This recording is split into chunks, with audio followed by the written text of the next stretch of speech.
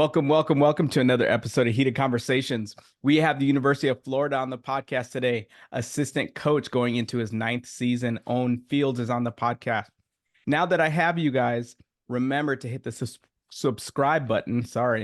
Hit the subscribe button. Also to share, like, and leave a comment. Super excited for him to talk about the University of Florida. We'll talk about NIL, talk about international gymnastics with former and current college gymnasts and what that looks like, and have him talk about the university and what's special about them. Thank you for tuning in. Let's check in on this episode.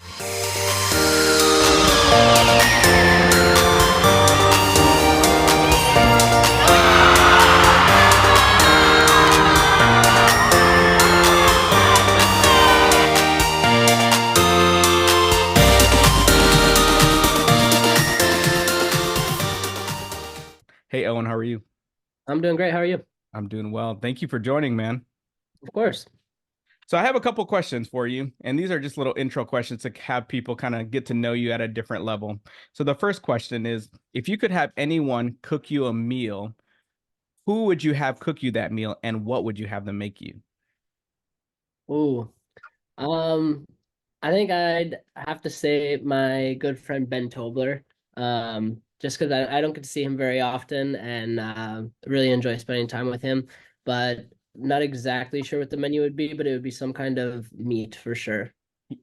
Yeah, I know Ben personally, and I see that he's always making some type of meat and barbecue and stuff like that, which is kind of funny because when I was in Minnesota, he was really into meal prepping. And so he had a lot of just basic type of foods just for really the purpose of fueling his body, not necessarily for the luxury of eating. He's always making good food, right? So he has like ribs, he's making a brisket, he's Oh yeah, making for these sure. juicy steaks, and now having a family of his own that has grown, being able to feed his family and provide stuff like that. Can you Yeah, kind I'm of pretty sure he went through like it was like 2 or 3 years where like all he ate was chicken and broccoli. And Yes. now he's learned to enjoy food for what it is a little more. Right. Can you kind of talk about your relationship with him? Well, Ben and I go way back. I think we first met maybe around 2009, coaching at Lake Owen camp up in northern Wisconsin, and just have stayed really close ever since then. I was the best man in his wedding. Um, I did not have any groomsmen, or my wife didn't have any bridesmaids, but he was here for me the entire weekend of our wedding and everything. So, one of those friendships where like we pretty much talk in some way every single day and just constantly stay in touch, help each other out with things. Yeah, he's a great dude. Very great dude. And that's cool that you would like to have him cook you a meal and obviously spend time with him just because you guys are literally in polar opposite places, him being in Minnesota, you being in Florida. Yep. Secondly, if you could see anyone live in concert, dead or alive, who would you go see and who would you take with you? Um, that one for me, I'm not a huge concert person, but one person that I have seen a few times and will never turn down the opportunity to go to is Dave Matthews Band. And I would take my wife with me just because we really enjoy that together. Yeah. And I think music and food are two things that really bring people together, right? A lot of Definitely. times when you're out and about with friends, say at a restaurant, there's usually music playing while you're eating food. And those are Mhm. times where you can have great conversations and have, fun things that you can do. And I think it's also cool to explore these different questions with some of the people on the podcast to kind of talk about things that are important, which seems like friendships are important to you. Obviously, your Yep. family and your wife are important to you. And being able to spend times doing things that we all love to do with those people is super important. Mhm. Now, would you feel like that's kind of your same way of coaching, very kind of personal where you have personal relationships where you're close with your athletes, close with the coaching staff, and really make it intentional in that manner? Yeah, for sure. I think like the individual relationship aspect of coaching is and always has been really important to me. I think getting to know somebody and getting to that point of like mutual understanding and respect for each other, allows you to really help get the most out of each other because it's a two-way street. Now, what kind of got you into coaching in the first place? And how did you land at the University of Florida? So I grew up in like northeastern Wisconsin, and my mom actually coached gymnastics the whole time I was growing up. So I grew up in the gym. I was never very good by any means, but I always enjoyed the sport a lot, and kind of just started coaching compulsories and classes while I was in high school a little bit on the side, just to help out at the gym. And then towards the end of high school, I kind of realized that I wasn't going to be able to continue doing gymnastics in college, but I wanted to stay involved in the sport somehow. So when I went to school at the University of Nebraska, I started working as a student manager for the team there. That would have been the fall of 2008. Um, I did that for 2 years there, and then I moved out to Cedar City, Utah, and was a volunteer coach at Southern Utah University for one season, where I coached vault. And then I actually moved back to Lincoln the following year as a volunteer coach for 2 years, um, and helped out with the team there again. During that time, I had to take some time off of school because I couldn't afford it anymore. And thankfully at Nebraska, they were able to get a scholarship for student manager position. So my last 2 years there, I went back to being a student manager. So I was able to finish up my degree. Otherwise, like to be honest, I don't think it would have been realistic for me to be able to complete college just because I was at that point where I was trying to save up money to be able to pay for school to get back in, but I had been out for long enough where I was having to start repay back my student loans. And it was just kind of like that vicious cycle of, just barely keeping afloat there. But thankfully that all worked out, and just like maybe I think it was about a month after I graduated, um, I applied for the job down here and came on an interview, and I guess like they say, the rest is history, right? I've been here for 9 years now, so. Yeah. And what do you really enjoy about the university? Not gymnastics yet, but what do you enjoy about the town? And, before you kind of even say what you enjoy about the town, where are you guys located in Florida? And also, what region of the country for someone who may or may not know? So University of Florida is located in Gainesville. Um, we're about an hour and 45 minutes or 2 hours north of Orlando and Tampa, and an hour and 15, hour and 20 minutes. It would be southwest of Jacksonville. Um, I think one thing that's really unique about being here is Gainesville is definitely a small college town, but within a very short drive, there's a lot of different activities that you can be involved in. Whether that's any of like the big concerts or go down to Disney or Universal Studios or go to any of the beaches that are on the coast. There's really something for everybody.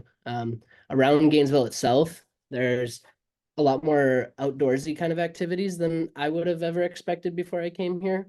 Um, North of town, there's a big pocket of a bunch of natural springs where you can go scuba diving and snorkeling and things like that. And those are cool because like they stay the same temperature year round no matter what. People go floating on the river. There's nature trails to walk on, all that kind of stuff.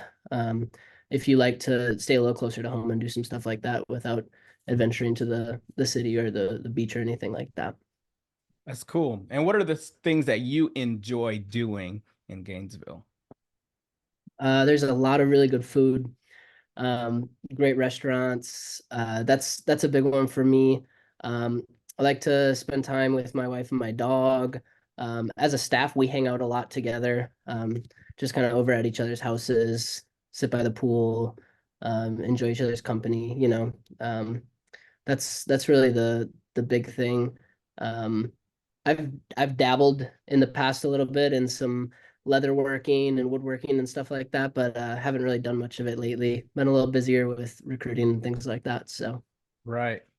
That's cool. And academically, what are some things that the University of Florida are really known for? Like what programs, what undergrad degrees, and even just graduate degrees are ones that you seem to see that a lot of interest in, or even just across the country that people will say, hey, if you want to get into this, University of Florida is a place to go.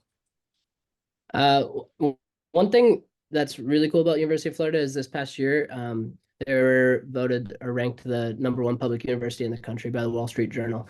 So really, no matter what degree you're interested in, you can basically find it here. Um, I think we have maybe the third most degree offerings of any school in the country, which is a really special thing. Um, I would say the biggest colleges or degree programs here are probably like the pre-health track, business, engineering. Those are most common that I would say our athletes are part of. Also, the College of Journalism and Communications is really big. I know they have a lot of really famous alumni out and about in the world now. That's cool. Now, you also mentioned that Gainesville is a small like town. So you would say that the university depends on the town and the town depends on the university. Yeah, definitely. And what would you say is like the population of both Gainesville and students at the University of Florida? I think Gainesville itself is around 150,000 people. And then the undergraduate population at University of Florida is right around 35,000. And then there's also a really large graduate population here, which I think is about 20,000. And that includes all of the professional schools. We've got a law school, a dental school, a vet school, a med school, all that on campus. And having such a prestige of obviously Florida back in the day, maybe not so much now, was a powerhouse in football, right? The Mhm. Tim Tebow days and and stuff like that, where now it's not at its glory, and hopefully it'll get to the glory. What does having that type of reputation with the football team kind of do for your program, or even just in the recruiting process? Is that something that's beneficial for your gymnastics program? I think so, yeah. It definitely impacts just the overall support from boosters and all of that for the athletic department as a whole. I think one thing that's really unique about the University of Florida is top to bottom. Basically, all of our athletic programs, all of our teams are highly competitive on a national level. And I think a lot of times at universities, you kind of find either a focus on the football and basketball or the Olympic sports. But here, everybody tends to do very well. I want to say last year we finished fifth in the Directors Cup, which is like a national ranking of all sports finishes at the end of the year. And I think the last 39 years we've finished in the top 10. We're the only school in the country to do that. So it's just like a really special place from that sense where like we can walk out the doors of our gym just down by our new dining hall and watch the track team practicing, and you've got like Jasmine Moore and Anna Hall and Grant Holloway out there. And I mean like all these world champions and highly competitive national team members. That's the same thing with swimming. Like their practice facilities right on the other side of our arena from us. And we've got Katie Ledecky here and Caleb Dressel. And I mean the names just go on and on. Now, do you ever feel like it's any pressure to kind of live up to the to those names and that reputation, or do you feel like the gymnastics program on itself kind of carries its own weight? Um, I think that's a big part of the reason why people come here. Like it's a desire to be surrounded by greatness and being around such high achievers in like all aspects of life, whether it's the academic side of the university or any of the other sports. It tends to just bring the best out in everybody, and it's really special to be a part of. Yeah. And you also had mentioned that, you know, it offers so many academic degrees, right? And it's one of the top schools in regards to the amount of degrees. Now, Mhm. is there a lot of businesses that are either headquartered in Gainesville or near Gainesville? And I'm asking that, kind of talking about NIL. What kind of opportunities does that give to the current gymnastics program specifically and for future student athletes? Um, I would say local Gainesville itself businesses, just because it is a little bit smaller community. There isn't a ton of involvement from that aspect, but with how large the alumni base is, for the university nationwide and worldwide, there's a lot more opportunities from that end that present themselves. Um, I know one thing that's been really popular with our team, started this past fall.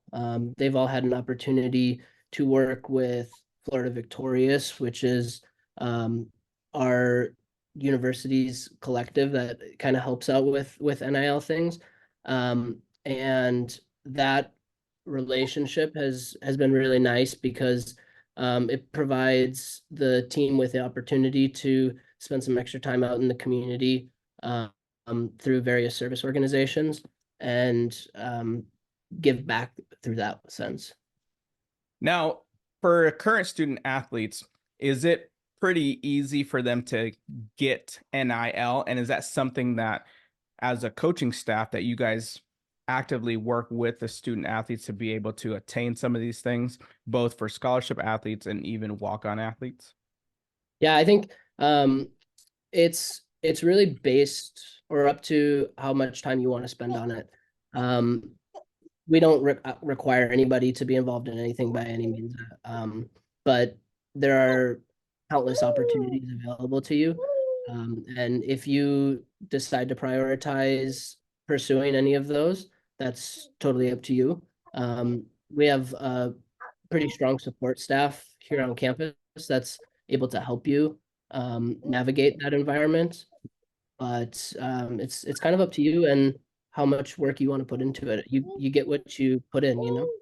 Yeah, absolutely.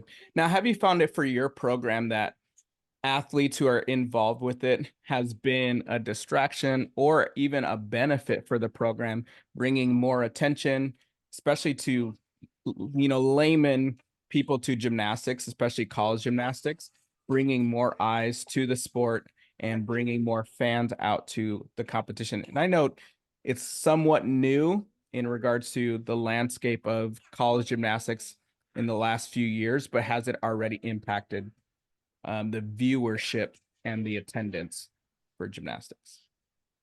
I don't know here if NIL specifically has impacted viewership or attendance or anything like that. But I think maybe a little bit of an increased focus on social media presence may have drawn more attention. But to me, those are kind of separate things. There's a little bit of crossover between the two. Like, the more social media presence you have, in a lot of ways, that increases your ability to make income based on your name, image, and likeness. But it's not necessarily a direct connection. No, that makes sense. That makes sense. Now, what does it look like in regards to transferring in? I know the transfer portal, gymnastics, it may not be as prevalent as it is in other sports like football or basketball, but in gymnastics at Florida, what does it kind of look like? Do you guys tend to look into the transfer portal for potential uh, student athletes to join the team? And also, in the process of if there's student athletes who come to the university and say they want to transfer, how does that process work at the University of Florida? I would say we definitely keep our eye on the portal. Just because you never know who's going to end up in there. Um, it's just in case anybody doesn't know, like it's not some like mysterious place like the transfer portal. It's basically a website that you sign into that the NCAA runs. And anybody who's entered it which there's a few steps that need to be followed in order for your name to be entered into the website. But anybody who's entered it is visible to coaches at any other university across the country. There is a little bit of like education that needs to be completed before your name can actually officially be added to the transfer portal. But that's kind of dependent on the university and how they want to go through that. Um, but once a student athlete's name is in the portal, as long as they've selected the option to be able to be contacted by schools, anybody who wants to reach out to them and start communication with them can do so. There are rules where until that name is officially listed in the portal, you're not allowed to have any recruiting communication with them. So that's something that is a rule that definitely needs to be followed. And I think that's great that you're clearing that up, because I think sometimes there's assumptions if you're not involved in, especially from my standpoint, I am not a college coach, or Mhm. at least not currently. And when I was a college coach, it wasn't really as prevalent.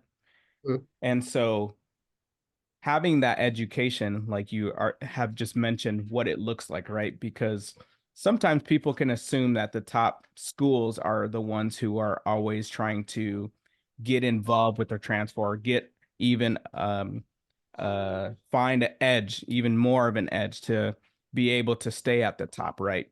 And Mhm. being able to communicate properly to those who are assuming what this process really looks like, and even what the intention when it happens. And I had a conversation with another coach about this on another podcast, and they mentioned that not all the time people are transferring just because of negative reasons. Sometimes it might be it's just not a fit where Mhm. the university may be, or they may want a bigger city, want a smaller city. They feel like the class sizes are too big or too small, or they just miss home. They want to be somewhere more local. Something happened in the family. And then, and the universities are supportive of that, and the staff is supportive of that, and trying to get them to a place, because at least from my standpoint as a coach, I want to be able to do right by whatever athlete I have. And it's their journey, it's not mine. Obviously, there is a due diligence if I was a college coach in trying to get them there and make sure that we went about it the right way and they made the right decision at that time. But sometimes on either end, there could have been some type of miscommunication or hiccup. And which the transfer portal is probably a good thing to be able to help some of those hiccups, instead of having to live long term with the decision that you had thought was the right decision for you, right? Yeah, and I think another thing you've seen the last handful of years was within the last couple of years, it was kind of that last wave of really early commits before we changed the rules. So you had a pretty decent number of student athletes coming into schools who had committed when they were in seventh or eighth grade, even, and had been committed to their school for 4 years before they got to campus, actually. And there's been a lot of coaching change around the country during that time, and so I think that kind of played into things a little bit recently. And then also anybody who was on a team during the 2020-2021 season got that extra year of COVID eligibility. And the first year that was allowed, schools were able to go over their 12 scholarships if the athletic department allowed it. But the following year after that, and so for 3 years following that initial year, the schools have had to go back to their max of 12 scholarship athletes. And so then it was up to each school individually if they wanted to honor an additional year of scholarship for a fifth year coming back or for an incoming freshman. And I know there were a lot of places around the country that had to make some difficult decisions with that, just based on, if they wanted to be able to keep somebody around or be able to pay for their school. There's all different socioeconomic backgrounds in gymnastics. Some people can afford to pay for their own school and walk on for that extra year if they want to stay where they are and others aren't able to do it. And that's just the reality of it. And I think, I think that's really good that you also made that a point, because that was the other part I was going to add is with the fifth year had made it really a thing where, someone was at a university for 4 years and they had a fifth year because of COVID, or they just had a fifth year to be able to use. And Mhm. that's the reason why, they finish their undergrad, they're pursuing their master's, but some of the hard decisions that you had mentioned may not have suited them. And so they just found their next home, which I think it's beneficial, right? To do the thing that you love, plus have your master's be paid for, and even just to pursue it. It seems Mhm. that, in certain jobs, it seems like there's going to be more of a requirement for a higher level of degrees. And so being able to do that without having to cough up that money, and take advantage of the benefits, which obviously COVID was not a great time for the world, but some of the benefits that it did bring, I think, is pretty cool. Yeah. Now, kind of transitioning into the gymnastics program a little bit more, who's the staff?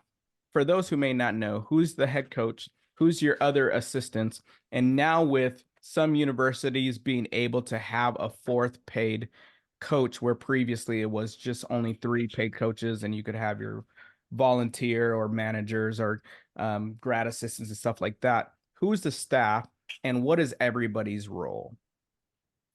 So Jenny Rowland is our head coach here at the University of Florida. She's also entering her ninth season with the program. So she brought me in her first year here. We've been together that whole time. And then she coaches beam mainly. I think you asked that also. So Yeah. and Adrian Berde, he's been here at Florida. This is his 18th season.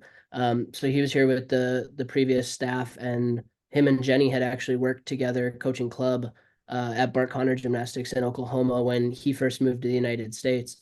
So they had a history working together and knew that they'd be a good fit. And so they decided to stick together. And then Jeremy Miranda is our fourth paid coach. And he actually was previously our volunteer coach for 16 years. So he's been here for 17 years. And I believe that we are the most tenured staff when you're looking at a four-person staff in the country. At 9 years, the four of us working together. That's awesome. And what does that dynamic bring to your gymnastics program and for your team? I think the consistency of it is really important. We've definitely developed systems for how we do things here at Florida, and just everybody understanding their roles and what's the important ways that they contribute to the program has really helped us to continue to progress. That's good. Sorry about that. Oh, My you good? daughter looked like she was chewing on something she probably shouldn't be. Hold on.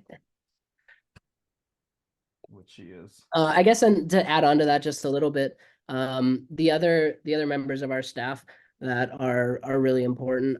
We've got Trinity Thomas helping out as a student assistant coach this year, which it's been really cool to have her in the gym helping out. There's a really high level of respect for her and how she approaches training and gymnastics and just life in general. And so I think having another set of eyes with her has been really helpful. And then we also have three student managers that help us out in the gym every day, just make everybody's lives easier, whether that's getting the gym set up before practice or moving mats around or adjusting equipment, anything like that, just to really help out and do anything that they can to make life a little bit easier for the team. That's pretty solid. And is do you guys have like a pillar of like things that you guys kind of like mantras or mottos that you guys kind of live by, that you hold your staff as well as the athletes, the student athletes, accountable to? Um, I think every year things adjust a little bit.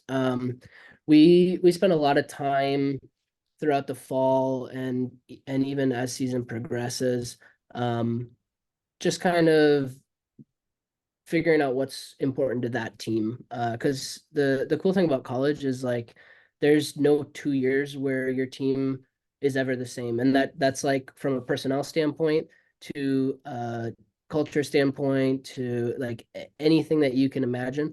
Um, Even if you were not to graduate any student athletes 1 year, just having that progression of figuring out who you are as a person and that personal growth that you go through to having a couple freshmen come in, it can change the dynamic of everything.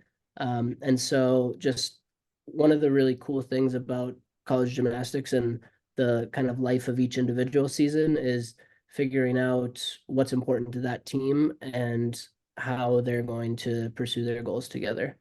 Yeah. And I think that's really important, those things that you had mentioned, to really be able to have that, as you said, as a tenured staff and having that type of mindset, right? Mhm. And is it something that you have found either difficult or even easier being able to have the caliber of athletes that you guys do? You guys tend to get a lot of kids who've done elite and then also who may still want to continue their elite journey. Has that been a easy type of um, kind of atmosphere to be able to navigate and have? I wouldn't say it's easy, but it's definitely been like a really rewarding experience. Obviously, I think right now our team is pretty balanced between the former elites and the level tens. Um, but just having that, it's a different level of competitive experience. Um, there's just a little bit more polished sometimes. That being said, though, there recently with some of the rule changes in college, especially like on vault, there's a lot of level 10 athletes that come into college and have a lot more success on vault in particular. Just because of that 10-0 start with having a Yurchenko 1.5 or a vault like that, where most of the elite athletes are working towards doubles or Chengs and things like that now, and that's just it. It's a little more challenging to be able to perform that vault on a weekly basis during season. Um, Absolutely. yeah, so like there's some differences like that. In terms of like navigating the elite world, it's it's a challenge. But it's just another part of the job kind of, like we've got right now Leanne is she's still training elite and Trin's training elite on the side when she's not in coaching the college team. And having the two of them working together has been really fun. Anya Pilgrim also, she's a freshman this year. She competed at World Championships and the Pan American Games for Barbados. So it's been a pretty fun journey. Something that historically was basically not possible to kind of be involved in both worlds at the same time, but with some changes that have been made over the last probably I'd say 6 years or so. It's made it not only possible, but I mean, if you look at all the athletes that are on national team now, there's a lot of them that have NCAA involvement as well, which is really cool to see. Yeah, because I know beforehand it used to be a lot of former elites going to college, and it just kind of was like that. Where now it seems like there's athletes like Leanne and the other ones that you had mentioned who are going back and pursuing elite careers. And especially with the Olympics coming up and having their college coaches being the ones to be their coaches at that point. Because it seems like before, if there were athletes who wanted to keep pursuing the elite, they went back to their club, and their club coaches were the ones to continue that process since they know them at least in that realm. Because a lot of times from a spectator, it seems like their routines obviously get watered down just because it's able to be most effective at the college level, right? Because you don't get any more bonus or anything like that for the extra skills that you do. You want to do the skills that you can do very well, very clean, and be able to hit and stick, right? And Mhm. so, can you kind of talk about that process and even what you think about it being for the sport of gymnastics? Do you feel like it's a benefit having those athletes who had elite careers or even were level 10s and got better in college and wanted to pursue international elite careers? Yeah, I think it's hugely beneficial.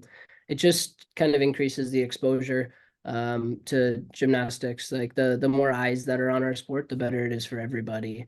Um, I think going back just a little bit, um, you were talking a little bit about the involvement of NCAA coaches in the elite world. I think that to me, that's one thing that's really special right now about how things are being handled. Is there's a lot of flexibility with how the athletes approach that process.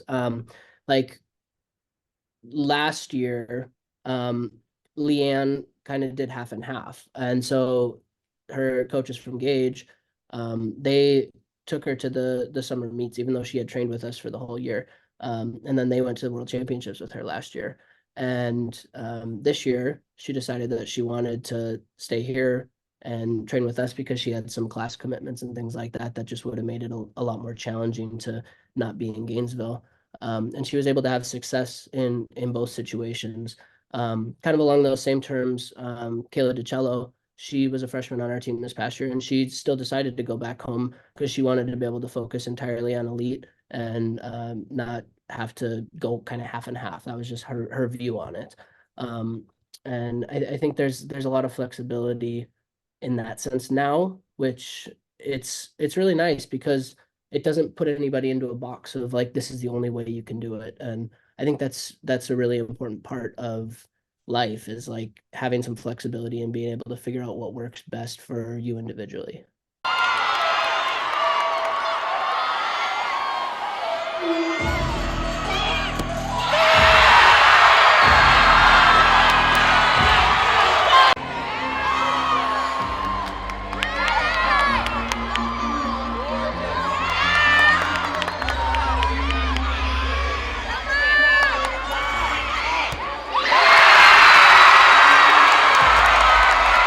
And do you find as a coach two things? One, to have to know the FIG code as well as knowing the college rules being a challenge or even a benefit?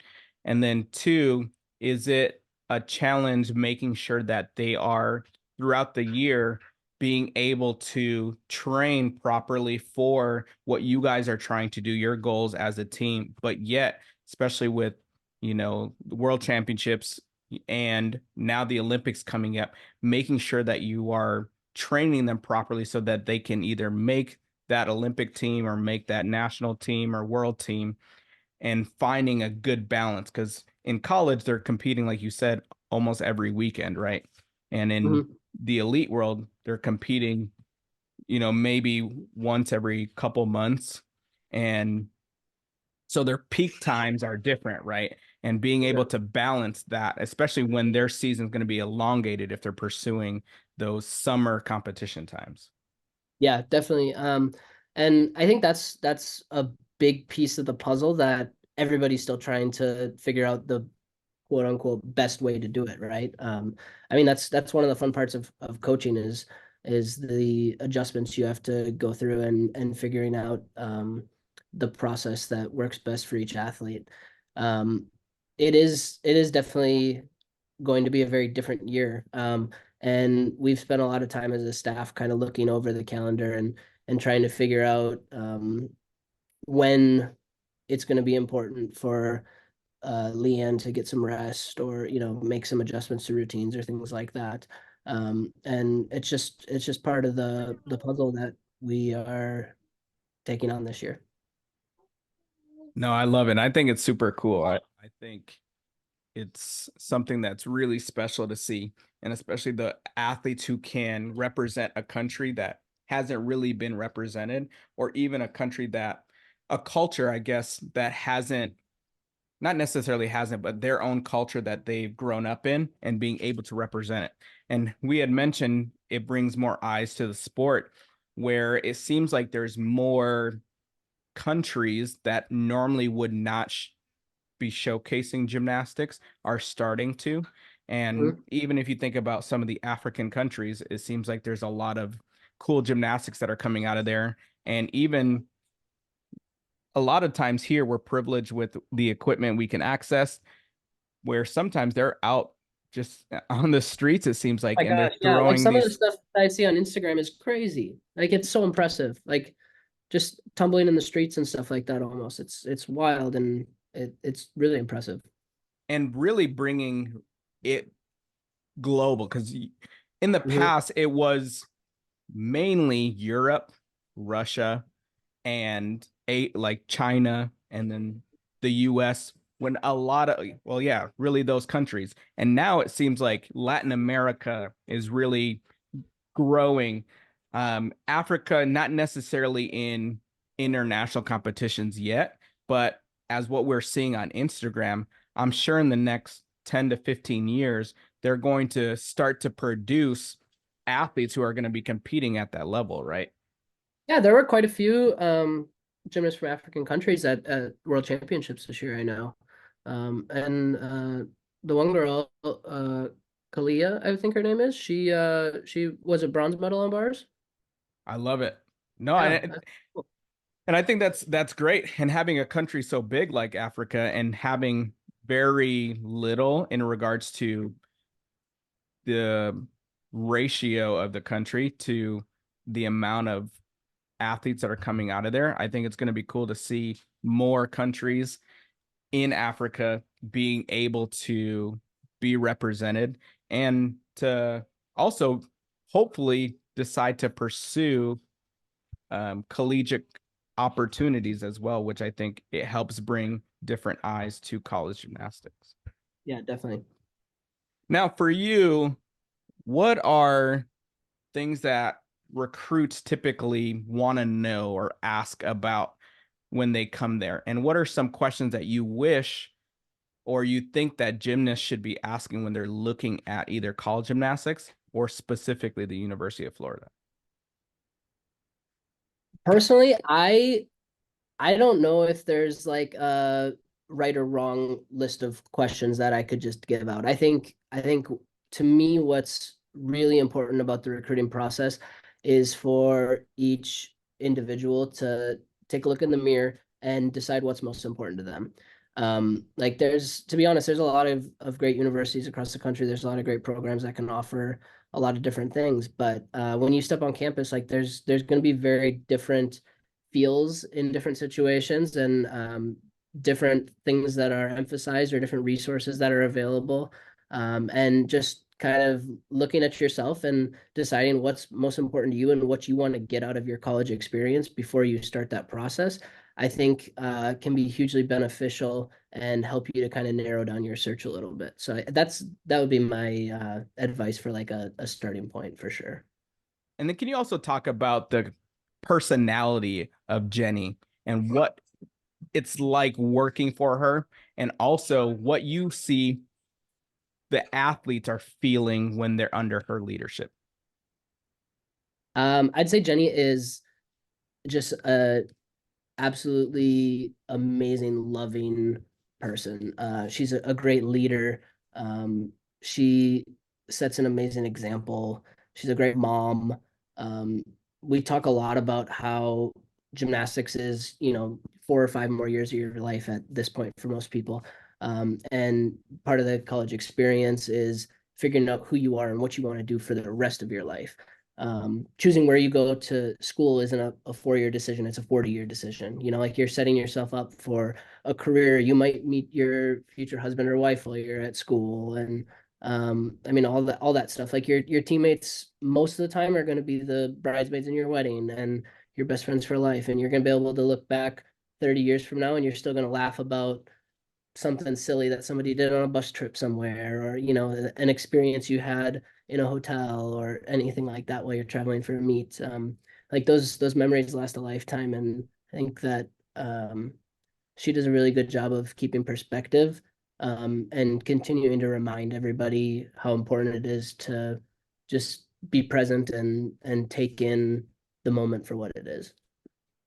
And do you guys feel like, you had mentioned before that you guys are pretty close. You guys do things outside of just the job. You guys hang out a lot of times. Yeah, we go And on vacation stuff, everything. Like we like to have a good time. and sorry about that. And what do you feel like that does for the way you guys come in and coach the athletes each and every day? I think it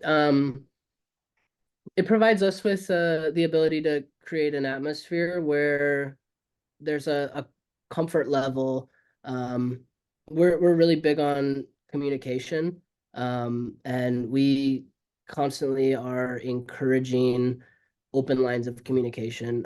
If you have any concerns or you just want to talk or whatever, like our office doors are literally always open. We're right next to the gym, um, in between the gym and the locker room and everything, actually. And I think just that kind of family feel of the openness and willingness to share and be vulnerable with each other. I think it goes a really long way with establishing um, those deeper relationships and really being able to understand each other and know what each individual needs on a daily basis.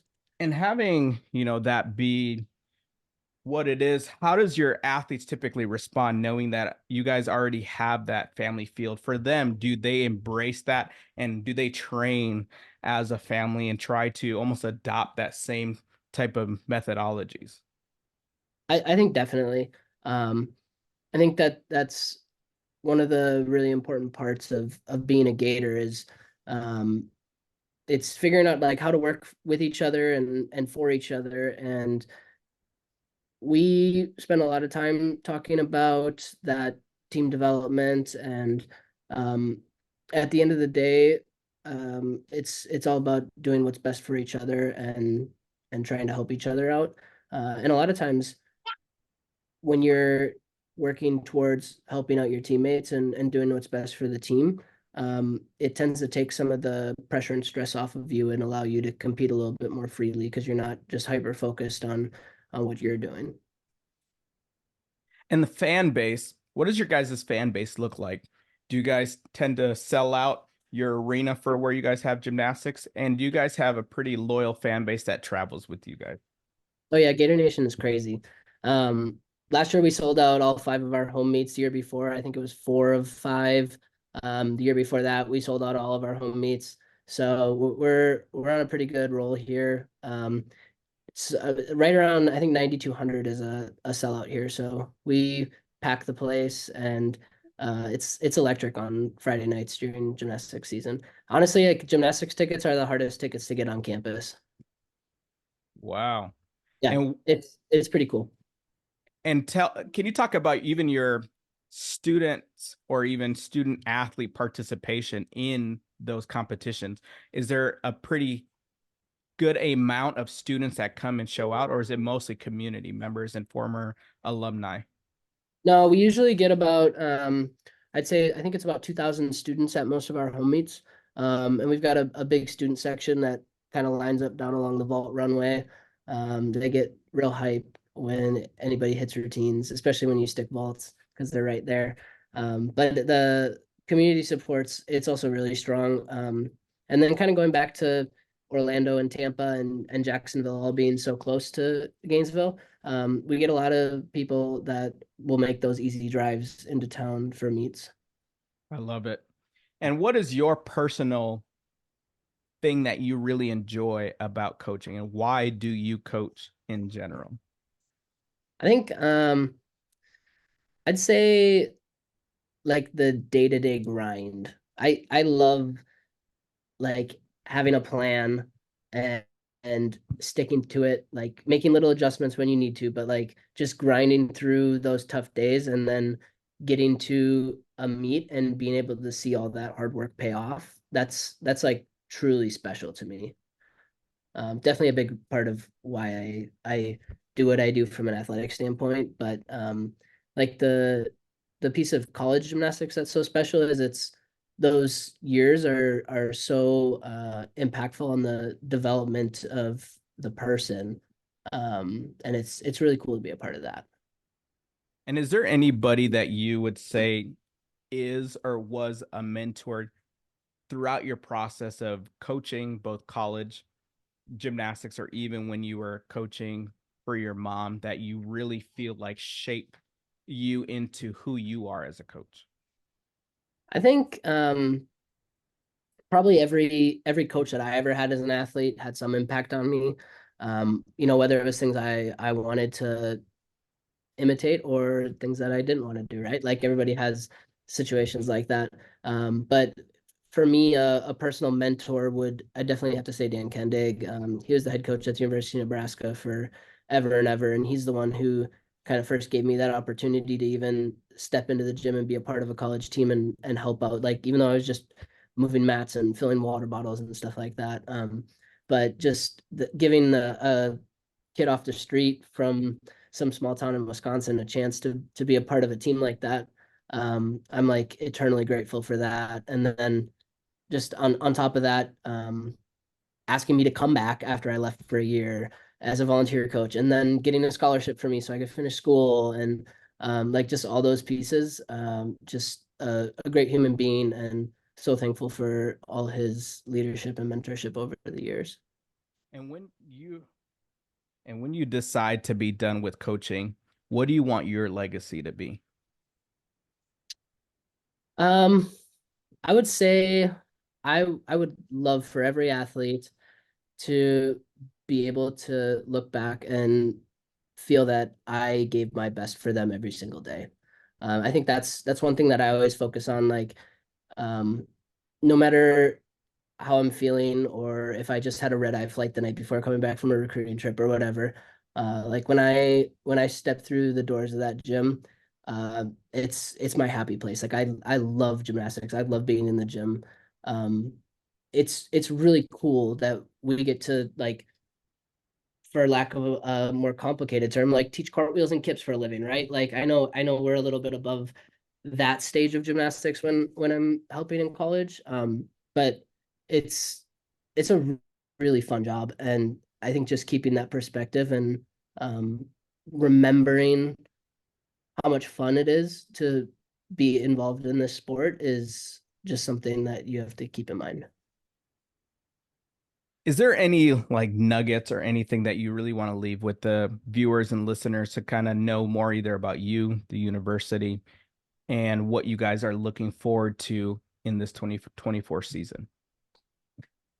I think this 2024 season, for the University of Florida is going to be really exciting. There's going to be a lot of new routines from what people have seen over the last few years.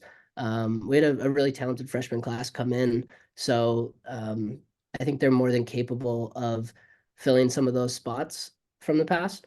But it's going to look very different for a lot of people, and it's exciting to kind of be a part of that journey and making sure that everybody's prepared and in a position to be able to have success going into this year. Um, Personally, like, to me, something to leave people with is uh just like, don't be afraid to put in the hard work and grind and grind and grind and dream big and shoot your shot, because like you never know, sending somebody an email might give you an opportunity to do something that you never even dreamt was possible. I love it. Well, thank you so much for taking time to be on the podcast and talk about the university, talk about your personal journey and the things that you want to be able to leave an impact on the sport. And I thank you all for tuning in and to listening to Owen Fields talk about the University of Florida. Check out their competition, follow them this season. Thank you for tuning in to another episode of Heated Conversation. Remember to subscribe, share, leave a comment, and like. Go See you guys in the Gators! next one.